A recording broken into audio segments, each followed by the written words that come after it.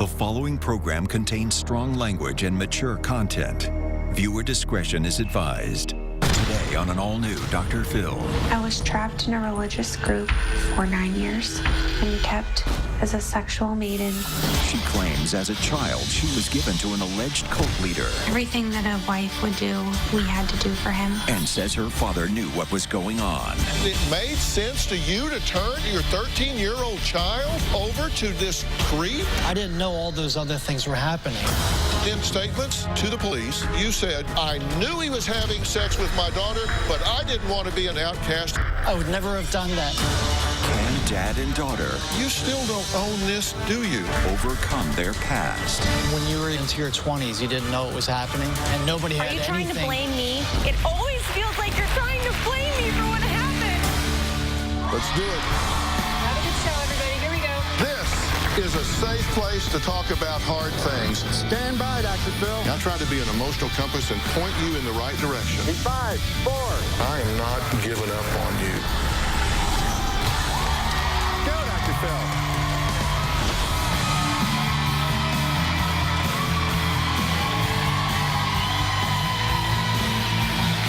Hey, guys.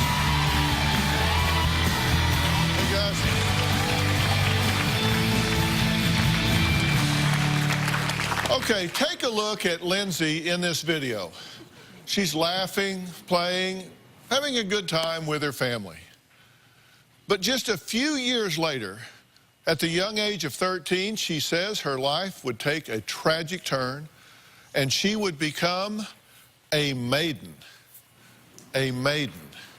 And when I say maiden, you have no idea what that is going to lead to, because this man right here was a leader of a religious organization. His name is Victor Bernard, and she was one of 10 maidens that was in a religious sect called River Road Fellowship. Take a look. The search is on for the former leader of River Road Fellowship in rural Pine County. He's a former minister from Pine County, Minnesota, who reportedly led a cult and kept a group of girls as concubines. 52-year-old Victor Barnard is charged with 59 counts of criminal sexual conduct. According to investigators, Barnard began having sex with girls as young as 13, telling them he represented God's flesh, that it was okay and not to tell anyone. Was able to use, spiritual coercion, spiritual intimidation, and he took advantage of that. After 12 years of abuse, one of the girls told her story to investigators. Victor Barnard fled the camp with some of his religious followers and with police in pursuit. Washington State Patrol is searching for the former leader of a Minnesota religious cult. After leaving Minnesota, Bernard's last known location was near Spokane, Washington. A nationwide search has been underway for Barnard since April. The Washington State Patrol says they received a tip yesterday that Barnard was at a McDonald's in Raymond near the Washington coast. Well, Lindsay says Victor called for all firstborn girls to be sacrificed unto God and move into his compound, Shepherd's Camp, where they would be on rotation to perform wifely duties for him. When we first moved to the Shepherd's Camp, there were about 80 people living on the grounds. Victor gave a teaching to the church that in the Bible, the firstborn children were to be sacrificed to God. Victor listed off 10 girls' names that he wanted as maidens. I was selected as one of the 10 maidens. I was 13 at the time. All of us girls lived together in one house. 2 girls would be assigned to assist Victor, and we'd be on rotation. We would go in to wake him up in the morning and hand him his towel after he showered. We did all the sewing, cooking, cleaning, gave him massages, cut his hair. We even cut his toenails. Everything that a wife would do, we had to do for him. Well, in this case, everything a wife would do included being intimate even at 13 years of age. Victor had a ceremony with the 10 maidens, and all of our parents were there.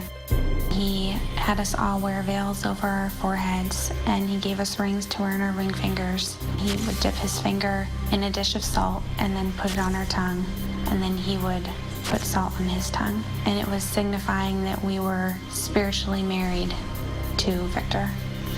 My parents witnessed the salt ceremony. It was clear to me at that moment that my parents weren't going to stop it. Victor brought me to the lodge when I was 13. He proceeded to tell me that because he was Christ in the flesh, his way of showing God's love to me was to sexually take care of me, and that it would be natural and spiritual, and that even though I would have sex with him, I could remain a virgin.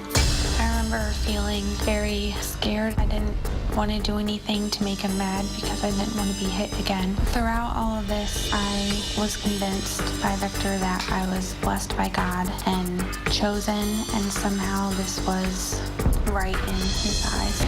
In the beginning, he would have sex with me sometimes at 5 times a month. There were times when Victor would have sex with me and he would get mad at me because he said I wasn't being passionate enough with him.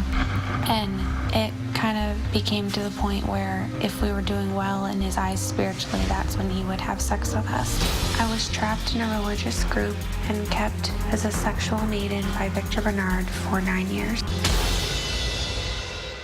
Well, Lindsay, I'm glad to meet you now under this circumstance where you're here and not still in that situation, which you certainly could be, and others still are, correct? Yes. Including some of your family members. Mm-hmm. How do you feel about the fact that they're still in his clutches? It saddens me. It makes me very upset. It worries me. I miss them. You talked about this salt ceremony, where this was essentially a wedding ceremony, correct? Right, yes. And your parents were there. Your father stood in that ceremony. Yes, my mom and dad were both there. And what did you think at the time? At the time, I was very confused on why they had allowed all this to happen. I had been crying myself to sleep at night because I missed them so much. I couldn't believe that my dad and mom had agreed to let me stay with Victor after he told them that he may or may not have sex with me. You said before this ceremony, he met with your parents and had the clergy with him. And you said, I was 14 and Victor told the parents that he may or may not have sex with us, and went through the different verses of the Bible to prove that it was okay. He said that Jesus Christ had Mary Magdalene and other women, and the Apostle Paul had Phoebe and other women when he went into Asia, and that it would be spiritual and natural for him to take care of me in that way. Why do you think that your father didn't say, wait a minute, you may or may not, you're not going to have sex with my 14-year-old child? I think my dad was maybe afraid. He was a coward. I don't understand how he couldn't protect me, how he could just let something like that happen. But he did. And you believe he knew it? Oh, yes, I believe he knew. Yeah. Well, Lindsay has not seen her father, Carmen, in a year. And we're going to find out why. He says he believed that Lindsay was actually blessed to live at Shepherd's Camp with the alleged cult leader, Victor Bernard, because the father is here and he wants to talk about this. We'll be right back. The maidens were these young girls in service to the church. Lindsay was one of the youngest. That was considered a privilege for her and for us. I had no indication that she was in danger at all. And later, I was a child. You and Mom allowed it to happen. Into your 20s, you didn't know it was happening. Are you trying to blame me? I'm not blaming you on anything. Well, that's what it sounds like. That's what it feels like. It always feels like you're trying to blame me for what happened. Victor reproved me for gaining weight and said that he would no longer have sex with me until I had lost the weight. When he told me that, I felt very ugly and unwanted. It made me feel very bad about myself. At that time, I wanted God and Victor to be pleased with me. well, that was Lindsay talking about how alleged cult leader Victor Bernard punished her for gaining weight. Now, Lindsay's father, Carmen, says he believed it was a blessing, a privilege for his then 13-year-old daughter to be one of the alleged cult leader's maidens, to serve him as a representative of Christ in the flesh. And he had no idea that she was being abused. Victor presented himself as someone who was to be the man of God to the church. Many people that followed him started calling him an apostle. The maidens were these young girls in service to the church, and in serving him was considered service to the church. Lindsay was at the time 13 years old and one of the youngest. That was considered a privilege for her and for us to do that and partake of this program. Through those years, we would see Lindsay at least once a week. She seemed very happy. I had no indication that she was in danger at all. First time I realized that something wasn't right was when he called my wife and I in, talked about a scripture that he had in the Bible concerning the women that were unmarried, and if they wanted to have sexual relations with someone, that he would have the responsibility of taking care of that. It was not easy for me to go up against Victor, and I felt like almost like I couldn't do anything, almost in bondage. A fearful thing came over me. Lindsay lived under Victor's counsel and direction for 9 years. My relationship with Lindsay right now is very strained. She probably has an issue with me not protecting her. But if you don't understand how mind control works, how that manipulation really gets to a person, that's what it did to me. Well, the first time Carmen and Lindsay have seen each other in a year is right now. So how do you feel seeing your daughter right now? Right now, Dr. Phil, I feel overwhelmed. It's been a year since we've seen each other, and during that time, there's not a day goes by that I don't count the cost of realizing that I take my full accountability and responsibility for what had taken place. But you really don't, because you tell her that you didn't know what was going on at the time, right? Correct. And you don't believe that. How could you not know? You and Mom took salt when you guys got married, and you saw Victor taking salt with me, with a veil over my head, with a ring on my ring finger that he had given me, and he did a teaching that said that the 10 of us are more than concubines. And then the meeting that he had asked, that he said that he may or may not have sex with me. I was only 14. How could you not know? During that meeting, he told us, he went through Scripture, and he tried to prove through Scripture that he would have responsibility of fulfilling this action if later on at time, later on in your life, if you still wanted to be unmarried and serve in the church, that he would have that responsibility. And I disagreed with him, if you remember that. And I did not give a blessing or an okay. So then why did you just leave me there? I felt like I was manipulated into his power. And then he told me, Carmen, I am not saying that this is going to happen. And therefore thinking in retrospect, there again is his deception for loyalty. What I remember from the meeting is Victor saying he may or may not have sex with me. And no, even if you did disagree with him, you didn't do your job as a father. You abandoned me, you left me there. For all those years, you saw me humiliated and kicked out of meetings in front of the whole church. I don't understand why you keep saying you didn't know what happened, and the way your family has treated me has been so awful. People telling me I need to stop playing the victim and become a survivor, and I know I still have a lot to grow, but I am a survivor. I had asked you years ago for forgiveness, and you told me that you don't know if you could forgive me. But you still don't own this till today, though, do you? I listened to everything that you've said, and you said, look, people don't get it. If you haven't been under mind control, if you haven't had somebody isolate you and take control of your mind and tell you that you have to do this or you're not being faithful to God, then you can't understand this. Let me tell you, I understand mind control. I get what you're saying.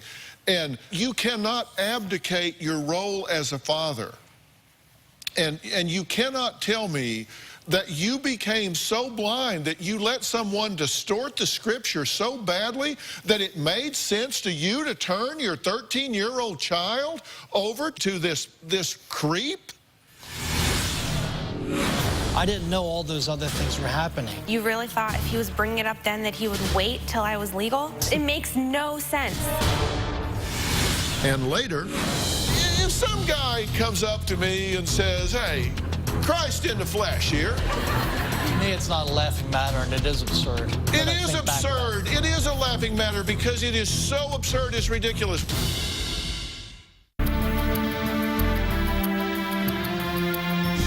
I want to look at some of the email exchanges you've had because I think it says a lot. You've written to her. You have reached out. You said, Dear Lindsay, I respect your request for needing time and space. But in my heart, I just needed to write you. I take full responsibility for having you and our family in the dangerous situations and atmosphere that we were in, and particularly you. I failed to walk away with you clutched to my arm, not only in that first meeting where VB made those preposterous and devilish suggestions and questions. I spoke the truth to you when I told you that I did not know that those things were taking place with you, and I did not give my blessings. I'm hearing him talk out of both sides of his mouth there. You totally contradict yourself. I spoke the truth when I told you I did not know those things were taking, but I did not give my blessings. So you either turned her over or you didn't. What do you mean? All right, I give you my daughter, but not my blessings. You can have her, but I don't bless it. What the hell does that mean? My perspective was that she was serving in the church. I didn't know all those other things were happening. If somebody came to you and said, I was 14 at the time, at that time, you really thought if he was bringing it up then that he would wait till I was legal? It makes no sense. I mean, I don't understand, because that's what he told me. Well, let me tell you, if that's true, are you saying that that would be an arranged marriage? I'm just going to turn you over, and when the clock ticks 18, have at her? No, no, no, no. What the hell's that? My biggest mistake was to trust the wrong man. And when he told me that this, Carmen, I'm not saying that this is going to happen. Even after an age of 18 or so, I still didn't give a blessing, but all of her indications, all of her notes and things that were telling me that she was enjoying where she was. She was a child. Even in 18, 19, 20 years old, I was still getting these letters, and I don't understand that, you know, if somebody, Lindsay, do you think for 1 minute, being as a father to you, that if I knew that you were getting abused or hurt in any way, that I wouldn't come and that would jar something in me? I know that it would. It would have. It obviously didn't, because Victor made it clear what he was doing.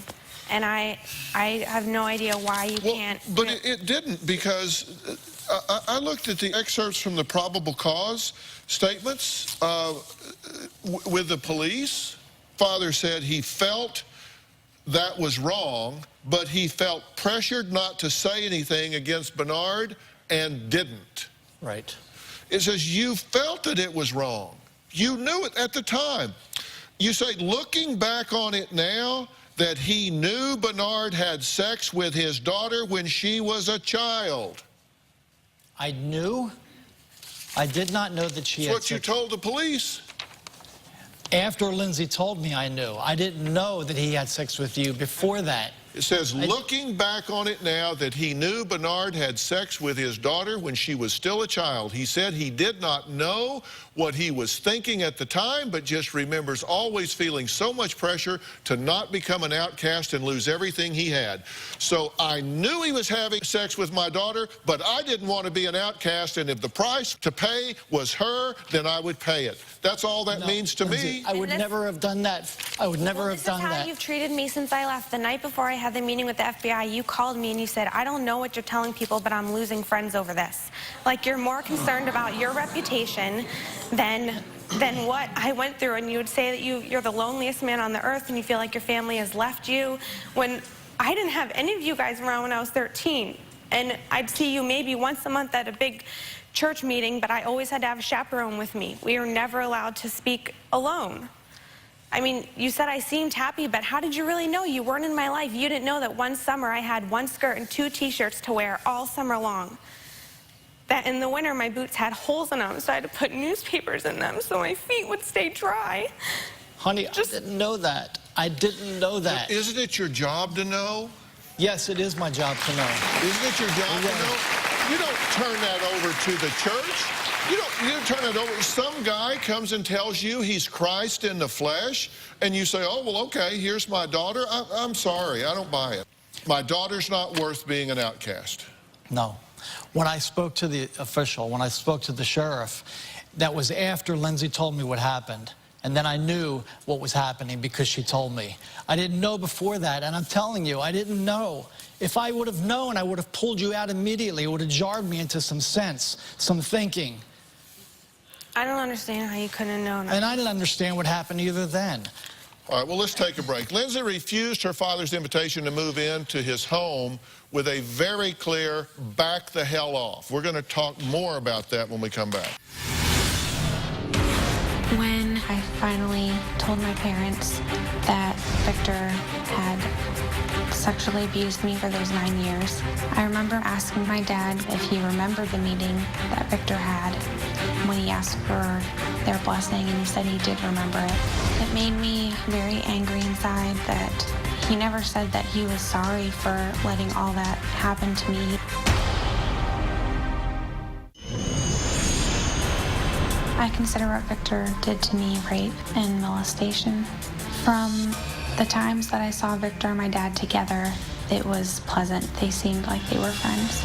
Even after my father knew what was happening to me, he did not fight for me and did not get angry at Victor for abusing me. I felt abandoned. I felt mad at my dad for leaving me there. That was Lindsay talking about how her father, Carmen, allowed her to be abused by alleged cult leader Victor Bernard, who has been charged with 59 felony counts involving criminal sexual conduct and is currently evading law enforcement. They're looking for him. But Carmen says his daughter always talked about how happy and blessed she was to be living with Victor at Shepherd's Camp. So he says, look, the only input I had was from her. And she was saying everything is fine, so I had no idea. I had nothing to react to, right? Correct. And in fact, one of the things you said was, how could I help when there were no signs of a problem? That's your quote. How could I help when there were no signs of a problem? Well, so I made a list of what I thought were red flags that I thought would jump out to anyone. Number one, it was all about him. He described himself as Christ in the flesh. Correct. Is that not, you know, if some guy comes up to me and says, hey, Christ in the flesh here.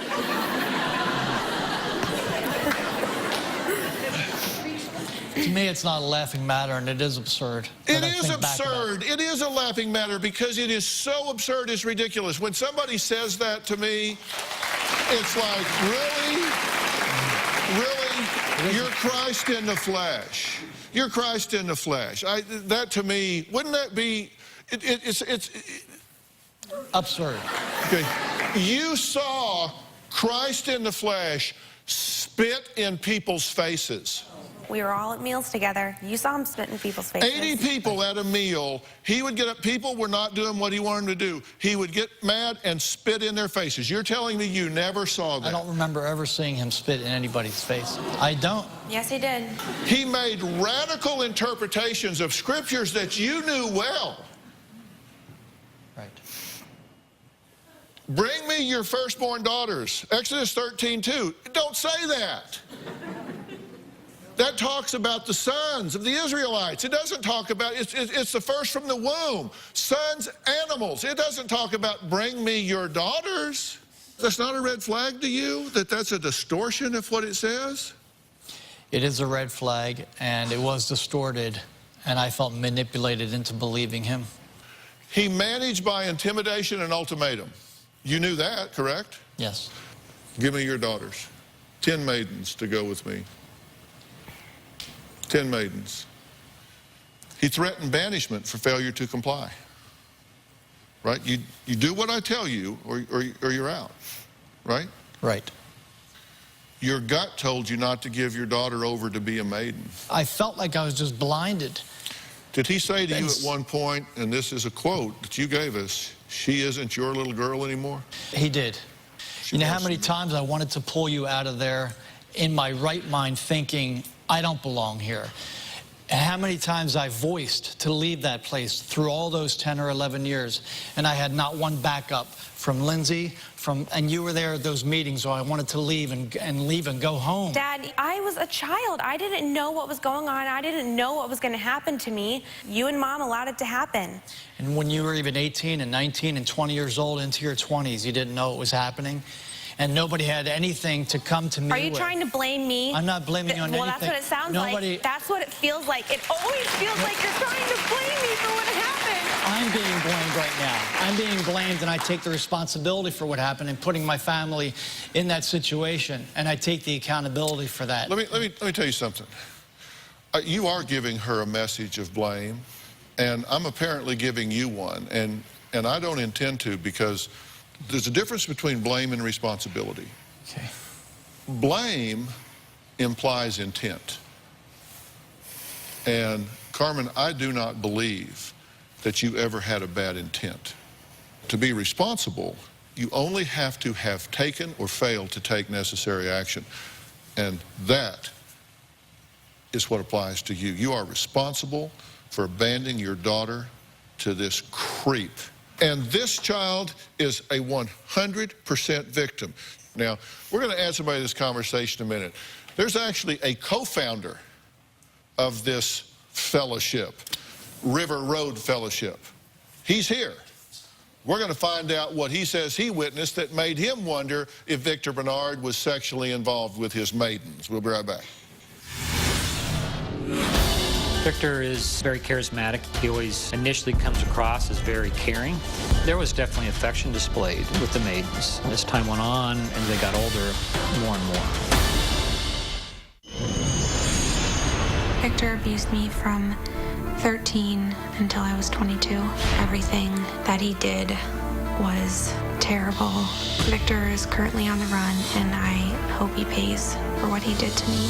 I cannot wait for Victor to get what he deserves. The co-founder of River Road Fellowship, David, says he began to question whether alleged cult leader Victor Bernard was having sexual relationships with his 10 maidens after he witnessed Victor's outward expressions of affection towards them. My name is David, and I used to be friends with Victor Bernard.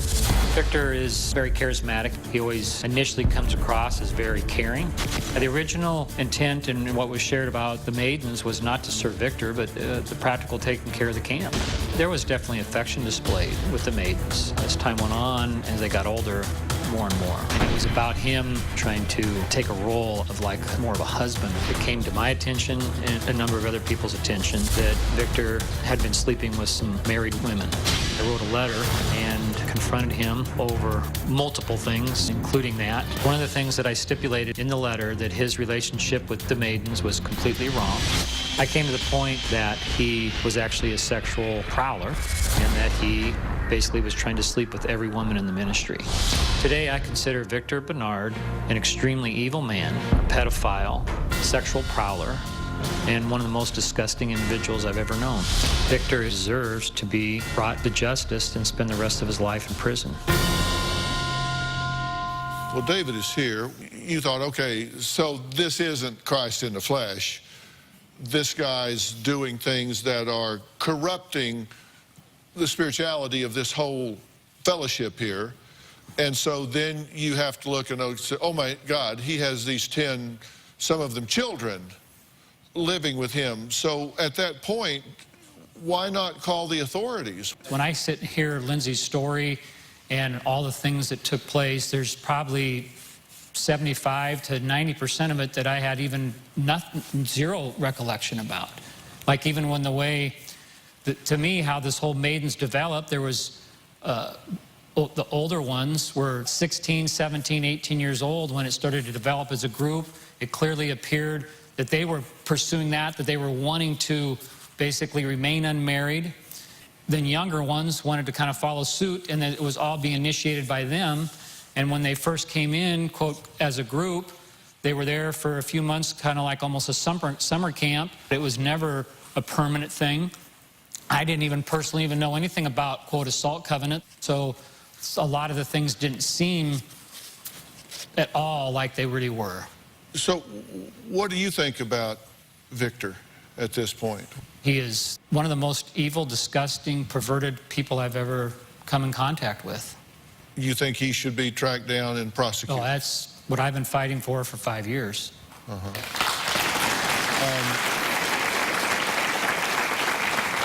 Now, when you decided to do the show, you told us that David started to contact you. That's correct. And you were uncomfortable with that. Right. She told us you were calling her. We asked you not to contact her No, nobody further. told me that. In fact, if there's anything, I was asked the question, have you talked to her? And that was the main reason why I even was checking. Why were you calling her? I didn't even know what the show was about, so I wanted to actually just see how she was doing and try to get a little bit more clear about what really was going to happen. You knew what the show was about. Well, I didn't know specifically that Carmen Lee was going to be here. Nobody told me, so I had no idea. I'm being a little protective and a little careful here because of her experience before and your history before. And this is Amy Jo and the producer and Letitia.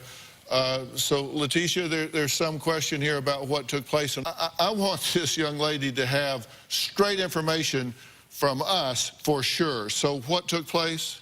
Absolutely. We were informed that David was contacting her. And when I communicated with David, I let him know, first off, why are you contacting Lindsay? And there is no need to contact Lindsay. If he has any questions, to give me a call. And after that, he said he wanted to reach out to her to see what she was going to say. They were going to communicate. And I said there is no need. There is absolutely no need to communicate with her, that I will be the communication process. I'm just wanting to be sure that we're not, again, giving her muddled, confused messages in any way. Of you saying one thing and you saying something else. I feel so bad right now. From the time that I was communicated with on Friday about coming out here, for me, I thought I made that very clear with Letitia, that it had one main purpose, was to support Lindsay. You did mention that your intent was to help. And you mentioned to me that you were one of the ones who helped kind of push forward the movement of connecting with law enforcement, and that you were a voice to help. And I did say thank you to that. Yeah, and law enforcement has said as much as well, that you've pushed this forward with regard to Victor. And you really don't want to have contact. It's difficult for me to have any contact with the adults from Minnesota because it brings up abandonment issues, why nobody said anything. You will respect the fact Oh, that... absolutely. We're going to take a break. Is anyone besides Victor liable in this situation? We're going to talk about that when we come back. The State Patrol believes it has a strong tip that might lead them to an alleged cult leader, 52-year-old Victor Barnard, who reportedly kept a group of girls as concubines. Victor is the bad guy. I have been made to feel by friends and even relatives that I'm the bad guy, and I feel like I'm just getting beat up. I can take it. I don't have a reputation to uphold, except that I'm God's kid and Lindsay's father. I still have nightmares every night with Victor. I have flashbacks often of Minnesota and what happened there. I could see a mom and a girl walking down the street and feel upset and angry and sad all at the same time. I would like Dr. Phil to help me to learn how to become at peace with what happened to me, and that my nightmares would stop. There are charges and allegations against Victor Barnard. I want to talk to CNN legal analyst Sonny Hostin, who's a good friend of mine and a good friend of the show here. Sonny, first, it's good to talk to you. How are you? I'm well, Dr. Phil. Thank you so much for having me, as always, especially on this, such an important issue. You know, I know you're not in the blame game, in the blame business, Dr. Phil, but I am in the blame business, because as a lawyer and as a prosecutor, that's what I do, right? I look for blame, I look for responsibility. Carmen, even if you didn't know, the law provides that as her father, you should have known. And sir, you certainly should have. You used your daughter as currency to become a member of that church. You made a deal with the devil, and that is a horrible, horrible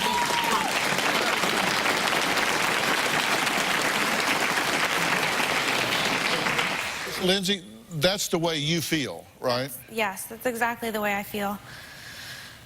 And Lindsay, you're right. And I want to say this to you, Lindsay, because I've worked with so many survivors of child sex abuse. And I want to call you a survivor, a victor, because that is what you are. You are so brave to have gone to the police with your story, to be here today sharing your story with all of us. And in doing so, you are protecting so many children. You have no idea. And I applaud you for being the brave woman that you have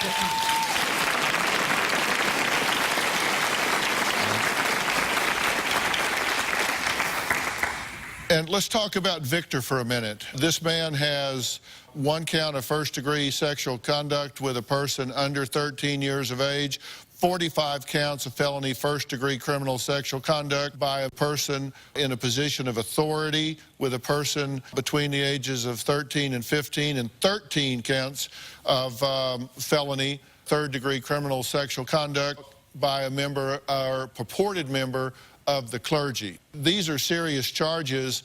Sonny, if he gets captured and prosecuted for these charges, what kind of time is he looking at?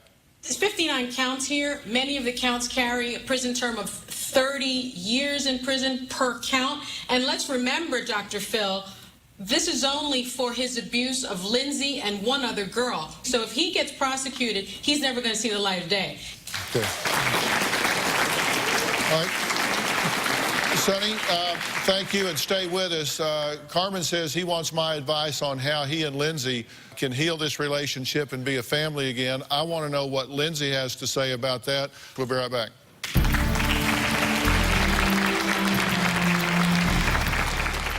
So my Twitter followers are having a heated discussion about this topic. Mad J's mom says there is so much denial by so many who need to step up.